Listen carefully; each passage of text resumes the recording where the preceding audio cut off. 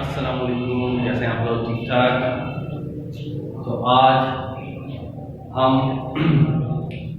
Subject हमारा accounting class BCom part 2 advance accounting topic financial statement, ठीक है, उसको हम आगे प्रोसीड करेंगे।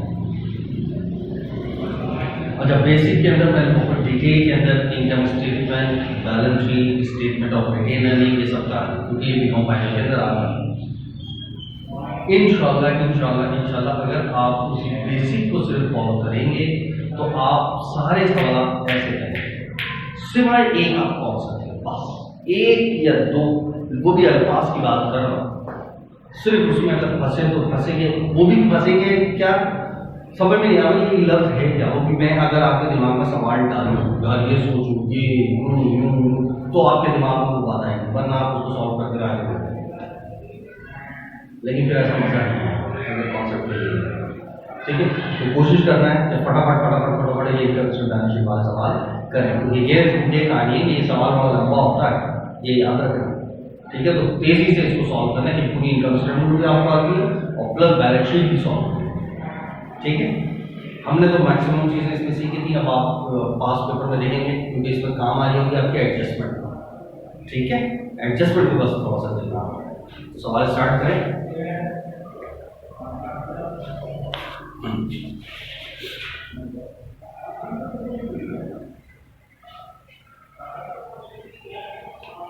हाँ भाई, कौन से ईयर का करें सवाल? 2019 से स्टार्ट करते हैं।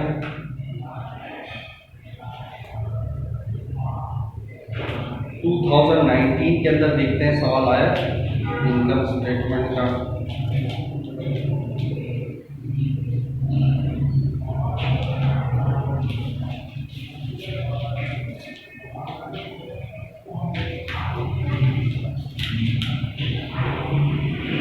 आया 19 में आया क्वेश्चन, माशाल्लाह थोक के हिसाब से ट्रांसैक्शन दी है, एडिशनल डेटा तकरीबन 11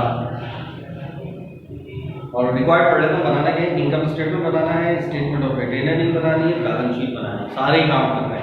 इसका मतलब बैलेंस भी आएगी, बनाना मसला है, बना सब देते हैं, बैलेंस होना चाहिए बाहर। तो अब एक एक लफ्ज़ को पहले मैं टॉपिक को अल्फाज पढ़ रहा हूँ ताकि दिमाग में वो चीज़ें मौजूद होंगी, ये काम पढ़िए, ये काम पढ़िए, सवाल को गौर से पढ़ना सही, फिर उसके बाद फटाफट इनकम स्टेटमेंट बैलेंस शीट बना सकते।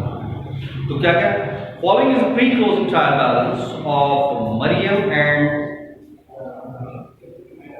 Hasnain company on June 30, 2019। Debit cash, accountable, prepaid insurance, merchandise inventory, sales discount, purchases, carriage inward, plant and machinery, supplies, sales returns, land rent expense, salaries expense, prepaid advertising, और total है 10,50,000, ठीक। उसके बाद credit के अंदर accounts payable, purchase discount, notes payable, retain earnings, ordinary share capital, sale, unearned consultation income, plant expansion reserve, expansion reserve, और total हो गए 10,000। डेबिट क्रेडिट बैलेंस, ताकि ये इस वजह से पढ़ लिया माइंड में हो कौन कहाँ जा रहा है, कौन कहाँ जा रहा है, कोई बैक एंड पे आपका माइंड खुद बता रहा है, तो कैसे जा रहा है, कोई कहाँ जा रहा है, कोई कहाँ जा रहा है, कोई जा रहा है और आप भी कहाँ बैलेंस जा रहे हैं, पता है आपको कहाँ जा रहे हैं? बहुत अच्छा पता है, सही। अच्छा जी, अब क्या कह रहा है? Additional data. अब जरा एडिशनल डेटा को पढ़ते हैं। एडिशनल डेटा के अंदर मुझे आपसे क्या क्या कह रहा है? एडिशनल डेटा में मर्चेंडाइज इन्वेंट्री कौन सी है? सारी ending. 10% estimate depreciation on fix asset, तमाम फिक्स एसेट पे। फॉरेन जैसे फिक्स एसेट है, लैंड भी था, लैंड के ऊपर डेप्रिसिएशन नहीं होता। देखो एहतियात फटाफट आनी चाहिए। Salaries expense for the year, खुद ही बता दिया, असल खर्चा इस साल का इतना है, एक्सपेंस में तो यही जाएगा, ठीक है, उसूल समझ आ रहा है, एक्सपेंस में तो यही जाएगा। लेकिन जरा ऊपर पढ़ो, सैलरी से मुतालिक कुछ कह रहा था। हाँ, ऊपर देखो सैलरीज से मुतालिक डेबिट साइड पे सेकंड लास्ट लाइन में लिखा है सैलरीज एक्सपेंस 72, यानी खर्चा 72, और नीचे क्या कह रहा है? सैलरीज एक्सपेंस असल खर्चा तो 7 है, तो असल तो 7 है ना, इनकम स्टेटमेंट में कितना जाएगा, वही असल जाता है, ऐसे ही ना, असल जाता है इनकम स्टेटमेंट, तो असल जाएगा 70 इनकम स्टेटमेंट में, और बाकी दो जो ज़्यादा है वो क्या बच जाएगा, प्रीपेड हो जाएगा बैलेंस शीट में। देखो अब ये आप क्या दिमाग में ये चीज़ें चलती रहें जब सवाल पढ़ लें, ताकि जब करें तो आसानी से फटाफट हो जाए। रेंट एक्सपेंस असल खर्चा 40, तो इनकम स्टेटमेंट में ऑपरेटिंग एक्सपेंस में 40 जाएगा। जरा ऊपर पढ़ते रेंट एक्सपेंस से मुताबिक कुछ कह रहा है।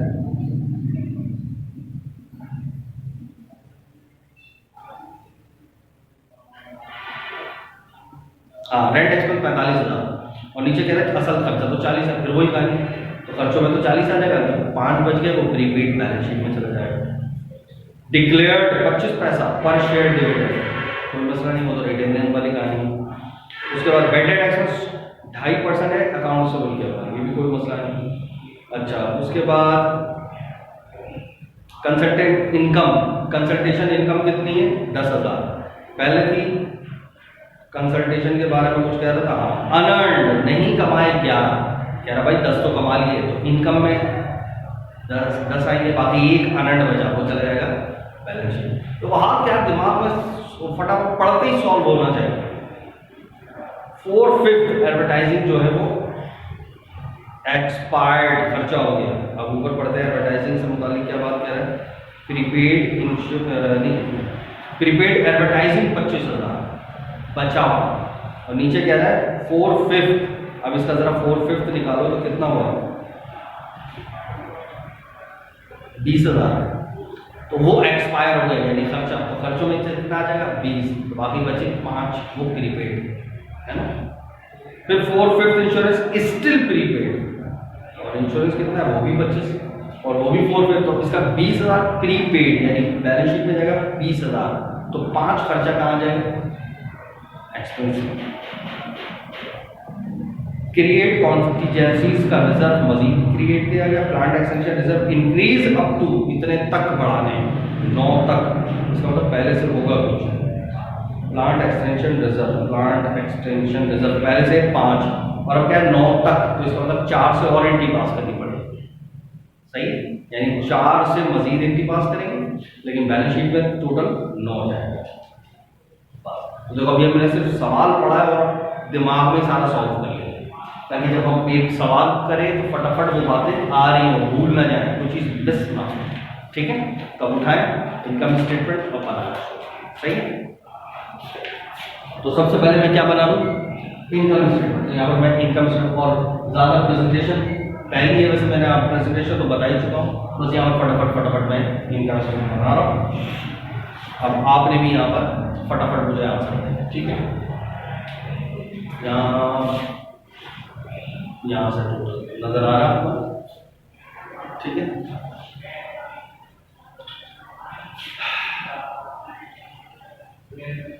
सही, अब क्लियर है, यहाँ पर कर रहा हूँ। अच्छा, दो तीन चीजें इस सवाल के अंदर जरूर याद रखना।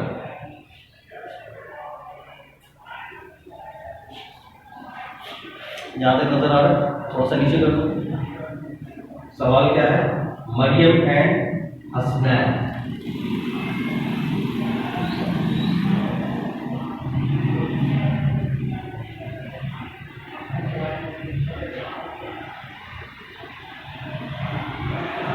क्या बना रहे हैं हम, हसनैन कम income statement.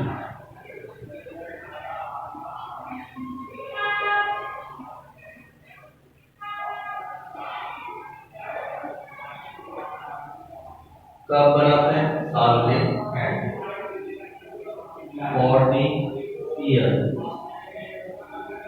Ended December 31st, 2020। सही, हेडिंग क्लियर।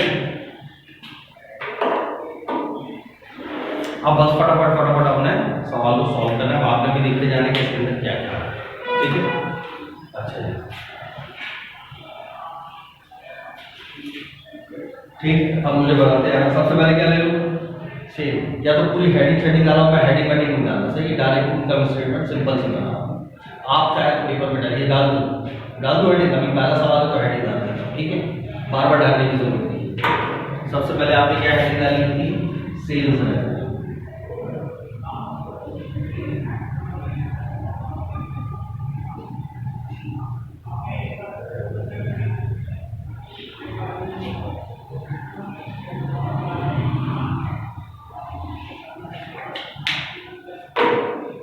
ठीक है, पहली हेडिंग क्या गई, सबसे पहली हेडिंग देख लो क्या लिखा मैंने, सेल्स रेवेन्यू। अब इसके अंदर सेल और सेल में से रिटर्न या डिस्काउंट लेस होता है, ठीक है। तो सबसे पहले मैंने क्या लिखा, सेल्स, सेल कितनी है भाई 372। अब मैं बिल्कुल यहाँ पर एंड के अंदर यहाँ लिखूँ 372,000, ठीक है, 372,000 सेल है। इसमें से क्या लेस होता है, रिटर्न या डिस्काउंट। सवाल में चेक करो क्या है, दोनों ही है, रिटर्न भी है डिस्काउंट भी है, तो लिहाजा लेस कर देंगे इसमें से सेल्स, रिटर्न भी और सेल्स, डिस्काउंट। अब रिटर्न है 5,000, थोड़ा सा पहले लिखूं, और डिस्काउंट है 10,000। कितना हुआ 10 और 5 15, जरा लेस करा दो 357। ये हमारे पास आ गई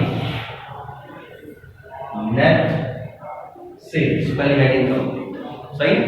नेक्स्ट हेडिंग क्या थी याद है, cost of goods sold,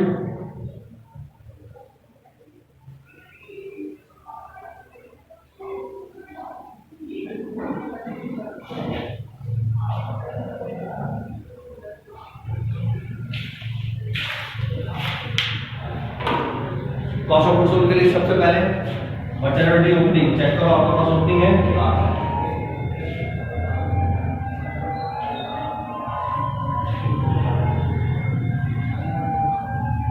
merchandise inventory opening.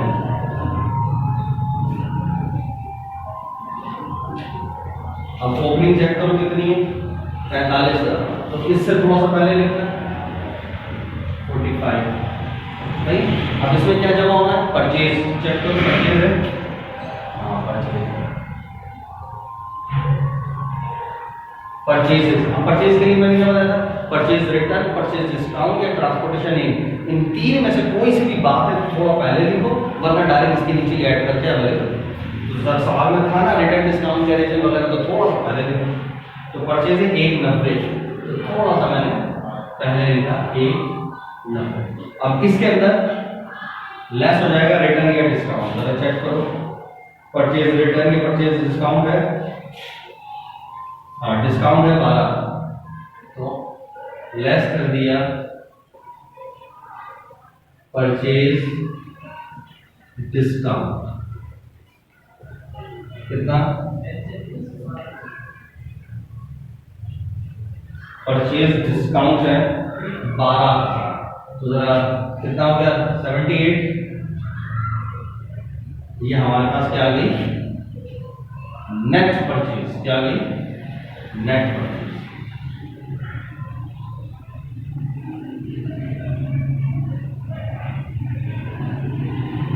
और फिर इसी के अंदर हम ऐड कर देंगे ट्रांसपोर्टेशन। या सवाल में क्या लिखा था, कैरेज, तो हम लिख देंगे कैरेज इनवर्ड,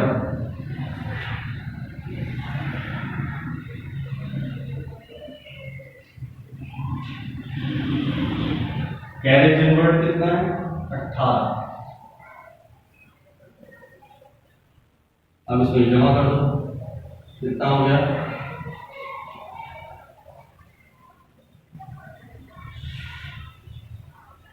196, सही। ये 196 एक्चुअल में क्या आ गई, डिलीवर्ड कॉस्ट, क्या आ गई, delivered cost, delivered cost on purchases, ठीक है। और इन दोनों में हम क्या कर ले, सम अप कर ले, एक 45 और एक 96 को, तो कितना आ गया 241। ये मेरे पास आ गया गुड्स अवेलेबल फॉर सेल्स, और फिर इसमें से मैं लेस कर दूंगा मर्चेंडाइज इन्वेंट्री एंडिंग। अब एंडिंग देखो मेरे पास कितना बचा, फटाफट एंडिंग देखो 50।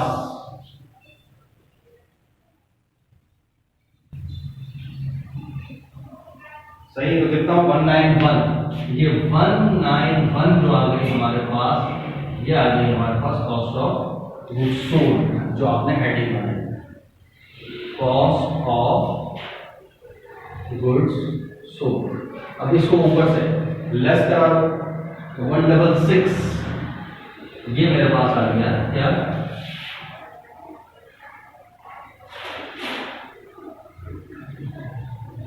Gross profit. ठीक है, ठीक है, ये हमारे पास यहां तक आ गई ग्रॉस प्रॉफिट। तो देखो ये मेरे पास पहले से ओपनिंग थी, मैं इतना खरीद के लाया, उसमें से इतना मुझे डिस्काउंट मिल गया तो मुझे सस्ता पड़ा, लाया गया पे किराया लग गया तो फिर महंगा पड़ा, तो वो डिलीवर मेरे तक पहुंचा माल इतने तक का। तो ओपनिंग और जो खरीदा है उन दोनों को मिलाऊंगा तो ही बेचूंगा, तो ये अवेलेबल आ गया, और हैंड में अभी भी मेरे पास इतना बचा है, तो बाकी सब बिक गया, ये आ गई कॉस्ट, बेचा इतने में तो ये आ गया ग्रॉस। ठीक है, यही उसूल हमेशा अप्लाई करते रहे। अब एक्सपेंसेस, अब ये काम होता है असल यहाँ पर जो एक्सपेंस होते हैं वो कौन से होते हैं, फॉर द ईयर होते हैं, असल करंट इस साल जो खर्चा है वो यहाँ पर आ रहा है, जितने भी खर्चा। सही है, तो हेडिंग आ गई ऑपरेटिंग एक्सपेंस। अब ये मेन काम है, लिहाजा मैं हेडिंग डालता हूँ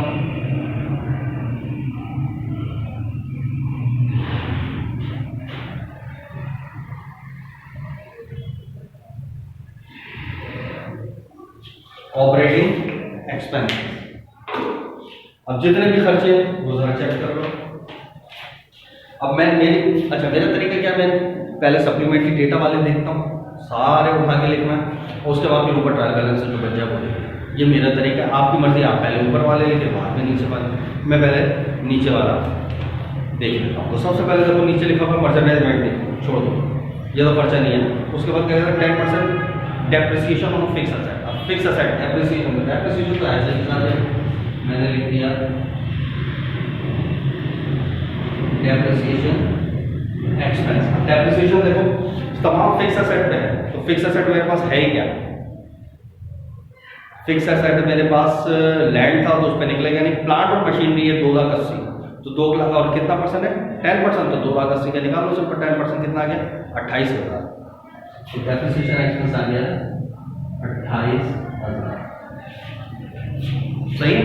उसके बाद नेक्स्ट क्या है, salaries expense for the year, खुद ही बता दिया 70, टेंशन की जरूरत नहीं।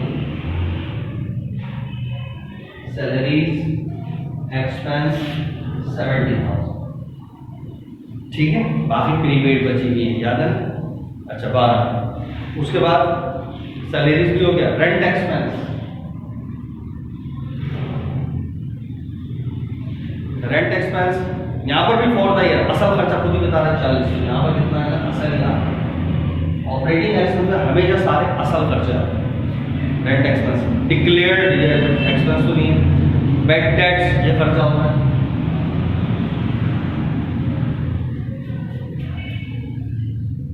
अब बैड टैक्स कितना परसेंट है, 2.5% अकाउंट्स पे, अकाउंट्स का कितना है 45,000, 45,000 का जरा 2.5% बता दो, 45,000 का जरा आप निकालें 2.5%, 1125 1125। सही, बाकी वो सारी, अब जब कुछ नहीं लिखा तो अंडर स्टूडेंट ये सारी कहानी आपको पता होनी चाहिए कौन सी अप्रोच हुई, खुद ही बोल रहा है अकाउंट के ऊपर। तो अगर पहले से डेबिट में हो तो प्लस करके, क्रेडिट में हो तो माइनस करके, यही वाली कहानी अप्लाई हो रही है। तो ऐसा तो कुछ है ही नहीं, तो बस जो था वही है।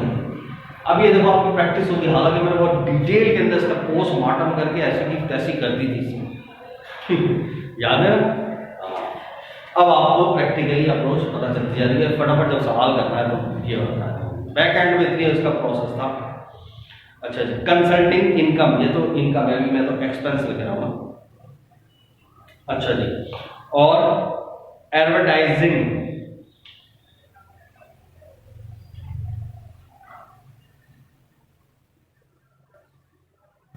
अब एडवर्टाइजिंग के अंदर क्या कह रहा है, 4/5 एक्सपायर खर्चा, तो ऊपर कितना था एडवर्टाइजिंग 25,000 प्रीपेड, तो इसका 4/5 निकालो, 25,000 × 4 / 5 कितना है 20,000, तो असल खर्चा कितना हुआ 20, तो बस यहाँ लिखना है 20, बाकी जो है प्रीपेड में चला जाएगा।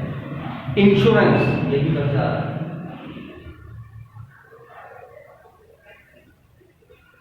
ये भी कह रहा 4/5, लेकिन स्टिल प्रीपेड बचा हुआ, और प्रीपेड भी 25 है, तो 25 का 4/5 मल्टीप्लाई बाय 4 डिवाइड बाय 5, 20,000 वो प्रीपेड, तो खर्चा कितना हुआ 5।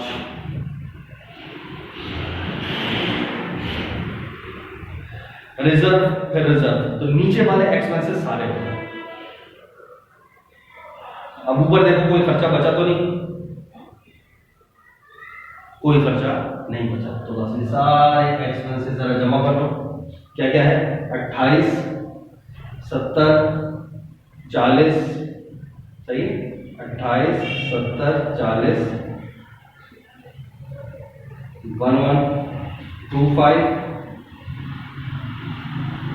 20 और 5 कितना हो गया 164,125, 164,125, तो बस ये लेस कर दो, तो आपको इसमें से अब ये टोटल ऑपरेटिंग एक्सपेंस होगा, ठीक है। अब इसमें से ये चीज माइनस करो, 1875 बचा, 1875, ये नजर आ रहा है आपको, ठीक है, ये फिगर नजर आ रहा है 1875, और एक 66 और एक 64, तो इसका मतलब ये अभी प्रॉफिट है, तो ये इनकम है, लेकिन ये कौन सी इनकम कहलाएगी ऑपरेट, क्योंकि देखो अगर सामान ही खत्म हो जाए तो कुछ भी नहीं होता, तो ये मेरी नेट इनकम, लेकिन अभी कुछ अदर इनकम नजर आ रही थी ना, कंसल्टेंट वगैरह ये, और तो लिहाजा ये इनकम कौन सी कहलाएगी नेट नहीं कहलाएगी, ये कौन सी कहलाएगी इनकम फ्रॉम ऑपरेशन, सही, ये कौन सी कहलाएगी इनकम फ्रॉम ऑपरेशन, तो मैं यहाँ लिख देता हूँ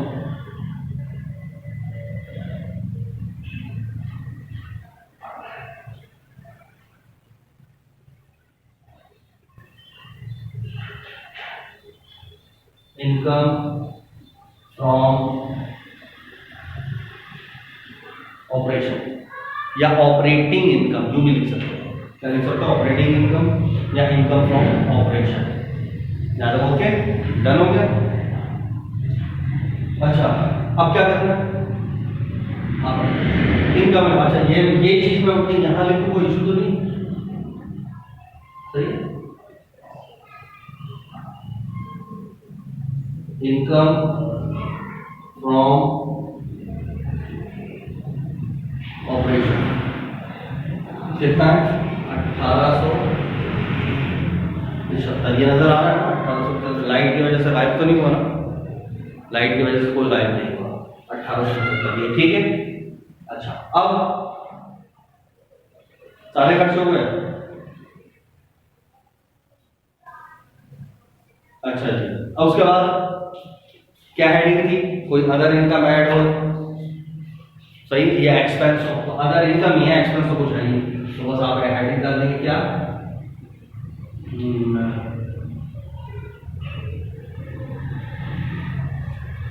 other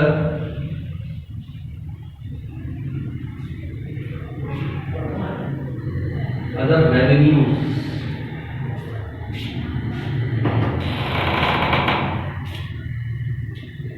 other revenues and gains, सही है, और फिर अदर एक्सपेंसेस और लॉसेस, तो वो तो जब नहीं है तो लॉसेस की हेडिंग डाली, अदर इनकम के अंदर एक थी क्या कंसल्टेशन इनकम लिखा हुआ है, तो आप भी लिख लें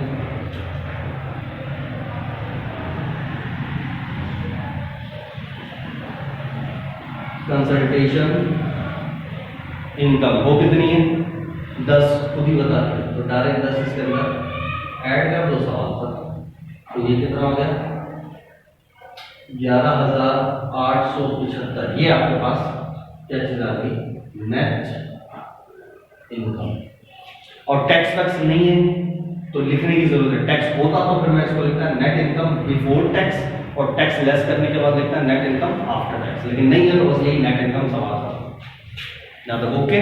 तो बताओ इनकम स्टेटमेंट कोई इशू है तो उससे सवाल लंबे लंबे होंगे, करना कराना मुझे कोई खास इसमें टेक्निकल बात नहीं, जो मैंने बेसिक बताई थी वही आपने ही सॉल्व होगा, सही। अब क्या करना है स्टेटमेंट ऑफ रिटेन अर्निंग करनी और प्लस बैलेंस शीट, सही है। तो अब ये याद रखना, नेट इनकम यहाँ तक हमारी आ गई 11,875। सही है। अब आगे आपने प्रोसीड करना, फिर हम इंशाल्लाह नेक्स्ट लेक्चर करेंगे। अल्लाह हाफिज़।